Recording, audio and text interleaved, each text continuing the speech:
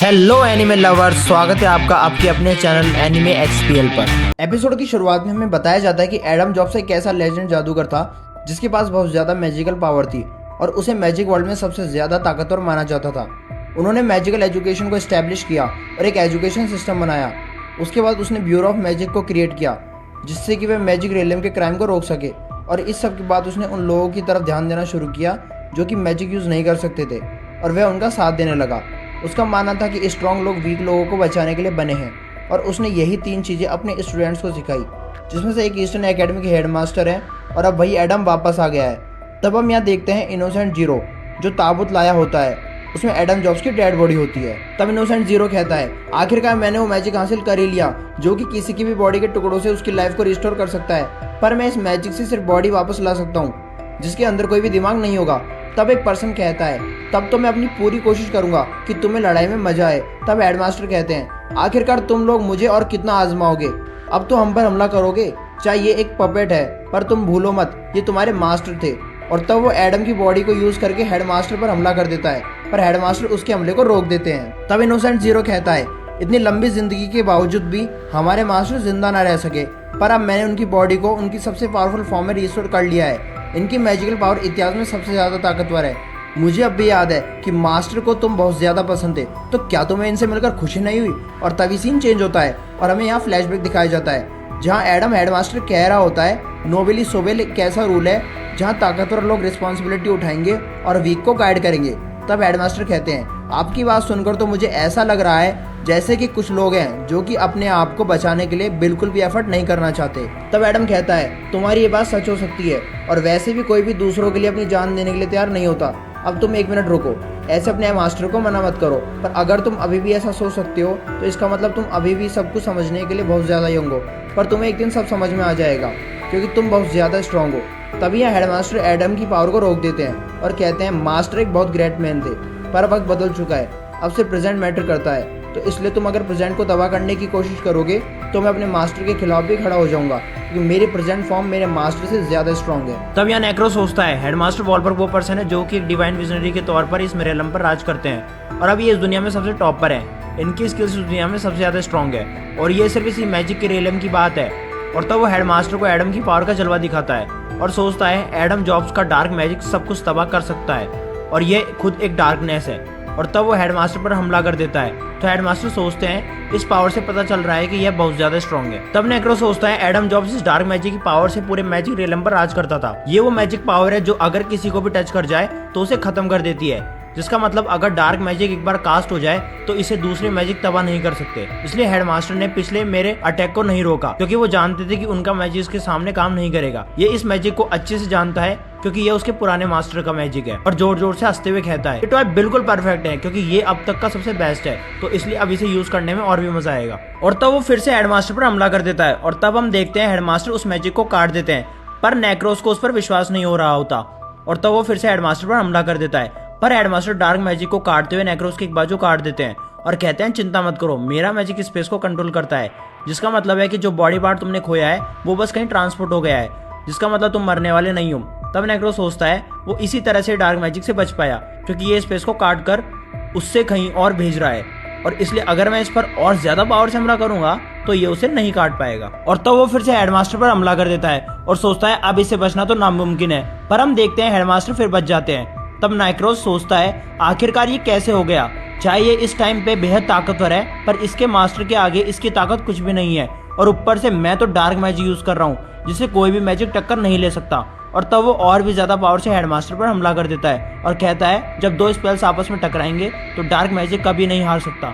लगता है तुम्हें कोई गलतफहमी हुई है, अब तक जो हुआ वो सिर्फ बस मेरी छड़ी की ताकत थी, पर अब मैं तुम्हें बताऊंगा कि एक स्पेल को कास्ट करना किसे कहते हैं। और तब वो अपनी मैजिक पावर से नेक्रोस पर हमला कर देते हैं और हम देखते हैं ब्लैक मैजिक के साथ साथ नेक्रोस भी वहां से गायब हो जाता है। फिर हेडमास्टर अपने मास्टर को सोचकर कहते हैं, मास्टर मैं आपकी सारी टेक्निक्स का ध्यान रखूंगा, तो इसलिए फिर से जाकर आराम कीजिए, अब तुम्हारी बारी है इनोसेंट जीरो। तब हम यहाँ देखते हैं दूसरी ओर कार्डो और लेंस उन मॉन्स्टर का डटकर सामना कर रहे होते हैं। तब कार्डो उन मॉन्स्टर को काटते हुए कहता है, ये लोग तो खत्म होने का नाम ही नहीं ले रहे हैं, लगता है ये लोग हमारे मैजिक को खत्म करने की कोशिश कर रहे हैं। तब एडल कहता है, रोना धोना बंद करो, मैं तो बस शांति से इस सिचुएशन को एनालाइज कर रहा हूँ। और सोचता है, मैं मैश की मदद करने जाना चाहता हूँ, पर अगर मैं यहाँ से गया तो यहाँ के बच्चों को खतरा हो सकता है। तो सैल्वर कहता है, तो इसका मतलब जो मैजिक तुम एक बार देख लेते हो वो दोबारा से तुम पर काम नहीं करता। क्या तुम मुझे बता सकती हो कि आखिरकार मुझे टारगेट क्यों किया जा रहा है? क्या तुम बॉडी कंस्ट्रक्शन के फॉरबिडन मैजिक के बारे में जानते हो? इसके अंदर हम डार्क मैजिक यूज करके 6 ब्लड रिलेटेड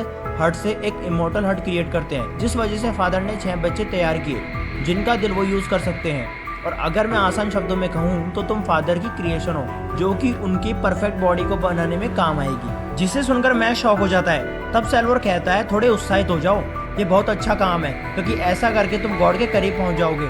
तो इसका मतलब ये ऐसे है जैसे कि अच्छे मसल के लिए प्रोटीन की जरूरत होती है, तो इस वजह से मुझे क्रिएट किया गया है। तो सैल्वर सोचता है आखिरकार ये कह क्या रहा है। तो मैशले कहता है कि मेरी लाइफ कितनी मुश्किल है, तो चलो फिर अब सो जाता हूँ। और तब वो सो जाता है तो सैल्वर उसे उठा देता है। तब मैश कहता है इसका कोई फायदा नहीं हुआ क्योंकि ये एक ड्रीम नहीं है। तो मुझे ये बताओ क्या तुम मेरे भाई हो? तो सैल्वर कहता है ऐसा नहीं है, मैं एक क्लोन हूँ जो कि फादर ने अपने ब्लड से बनाया है। मैं इसलिए बॉर्न हुआ हूँ ताकि फादर मुझे अपनी इमोर्टल लाइफ के लिए यूज कर सके। एक अच्छा बेटा होने के नाते फादर की बॉडी का पार्ट बनना बहुत गर्व की बात है, पर फिर भी तुम खुद को देखो, तुम एक कचरा हो, जिस वजह से मुझे बहुत ज्यादा गुस्सा आ रहा है। तुम्हारी लाइफ बहुत बेकार है। तो क्या तुम इससे खुशी नहीं हो रही कि इससे हमारे फादर का मकसद पूरा हो रहा है? तभी मैश आकर उसे मुक्का मार देता है और कहता है चाहे मेरी लाइफ मुश्किल हो या आसान हो या फिर बेकार हो, पर मुझे उससे कोई भी फर्क नहीं पड़ता। पर मैं इतना जानता हूँ कि मुझे कोई नहीं रोक सकता। तब सैल्वर सोचता है मैं हालात को इसके अकॉर्डिंग नहीं ढलने दे सकता, ये फादर की क्रिएशन है, तो मैं समझ सकता हूँ कि इसके पास कुछ पावर्स तो होंगी, इसलिए मैं अपनी पूरी ताकत लगा दूंगा। और तब वो अपनी छड़ी की ताकत को एक्टिवेट कर देता है। और तब मैश कहता है आखिरकार अब ये क्या है? तब सैल्वर कहता है ये मेरी छड़ी की असली फॉर्म है। मैजिक कई अलग फॉर्म से इवॉल्व हो सकता है और ये यूजर की मैजिक एबिलिटी पर डिपेंड करता है। और तब सभी को उसकी छड़ी का मैजिक फील होता है। तब सैल्वर कहता है फादर को बस तुम्हारा दिल चाहिए तो मैं तुम्हारे बाकी सारे हिस्से काट देता हूँ। और तब वो मैश पर हमला कर देता है, पर मैश उससे बच जाता है। तब सैल्वर कहता है इन डिस्क के आसपास डायमंड लगा हुआ है, जिस वजह से ये किसी भी चीज को काट सकती है, तो इसलिए ये तुम्हारे तब तक पीछा करेंगी जब तक ये तुम्हें काट नहीं देती।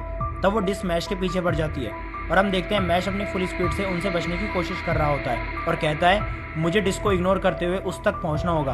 तब वो डिस्क के उसके और भी ज्यादा करीब आने लगती है, पर मैश फिर से बच जाता है और कहता है तो इसके पास अभी 2 और डिस्क बची हैं, जिसकी मदद से ये मुझे अपने आप से दूर रखने की कोशिश करेगा। और अगर ये चारों मुझ पर एक साथ हमला करेंगे तो मैं खतरे में पड़ जाऊंगा। आखिरकार क्या हुआ? तुम कहाँ खो गए? पर एक चीज याद रखना, अगर तुम यहाँ से भाग गए तो मैं यहाँ के सारे ह्यूमंस को मार डालूंगा। और तब वो अपनी ताकत से उनके सिर पर मंडरा रही बॉल को और ज्यादा पावर दे देता है। तभी मैश कहता है उसके अंदर से और भी वेमन्स निकलने लगे। और फिर वो कहता है जब एक जादुई छड़ी अपनी असली पावर को एक्टिवेट करती है तब उसकी सिर्फ एबिलिटीज ही नहीं बढ़ती बल्कि उसके अंदर का मैजिकल पावर भी बढ़ जाता है। और अब ये 1000 डायमंड्स तुम्हारे दोस्तों को मारने के लिए तैयार है। मैश तुम जिसे अपना घर मान बैठे हो और वो सभी लोग जो तुम्हें चाहते हैं वो सभी अब मरने वाले हैं, हार मान लो मैश। और तब वो 2 डिस्क से मैश के ऊपर हमला कर देता है। तब मैश वहाँ से भाग निकलता है। तब सैल्वर सोचता है कि ये सच में अपने दोस्तों को पीछे छोड़कर भाग रहा है, क्या ये सच में हार मान गया है? और तभी मैश उसके पीछे आ जाता है और कहता है मैं उनसे पीछे छुड़ाने के लिए पूरे स्कूल का राउंड मार कर आया हूँ। तो सैल्वर सोचता है क्या इसने सच में उन डिश से अपना पीछा छुड़वा लिया? आखिर ये कितनी स्पीड से भाग रहा था, तो अब जब इसने मुझे पकड़ ही लिया है तो ये अपने साथ साथ मुझे भी उन डिश से तबाह करना चाहता है। पर इसका कोई भी फायदा नहीं है क्योंकि मेरे पास डायमंड स्किन है और तुम फिजिकली ताकत से इसे नहीं तोड़ सकते। अब मैं तुम्हें काट दूंगा। और तब हम देखते हैं वो डिस्क मैश को आ लगती है, जिसे देखकर सैल्वर हंस के बोलता है क्या तुम बस इतना ही कर सकते हो? अब देखो मैं तुम्हारे दोस्तों को कैसे मारता हूँ। तब हमें दिखाया जाता है कि मैश अचानक से खड़ा होता है और सैल्वर के मुंह में बहुत सारे क्रीम पफ्स ठूसने लगता है, जिससे उसे सांस नहीं आ रही होती है। तब हम यहाँ पर देखते हैं कि मैश रियलिटी में तो उसका गला दबा रहा होता है। तब हमें बताया जाता है कि हाइपोक्सिया एक ऐसी स्टेज है जिसमें ब्रेन को प्रॉपर ऑक्सीजन नहीं मिलती है और उसे भ्रम होने लग जाते हैं। और जब वो डिस्क मैश को हिट करने वाली थी तब मैश ने सोचा कि वो उसके डायमंड्स को नहीं तोड़ सकता, तो इसलिए उसने अपने बाइसेप से उसके गले पर प्रेशर डालना स्टार्ट किया, जिससे उसके दिमाग तक ऑक्सीजन पहुंचना बंद हो गई और उसने 1 सेकंड से भी पहले अपने दुश्मन को हरा दिया। और उसके मैजिक को तबाह करने के बाद मैश कहता है मुझे स्कूल की बहुत ज्यादा चिंता है, तो इसलिए अगर तुम इसे नुकसान पहुंचाओगे तो मैं तुम्हें नहीं छोड़ूंगा। इसी के साथ ये एपिसोड यहीं पर ही एंड हो जाता है। तो दोस्तों आपको ये वीडियो कैसी लगी कमेंट करके बताएं और अगर वीडियो अच्छी लगी हो तो लाइक एंड शेयर करें और अगर आप हमारे चैनल पे नए हैं तो हमारे चैनल एनीमे एक्सपीएल को सब्सक्राइब करें।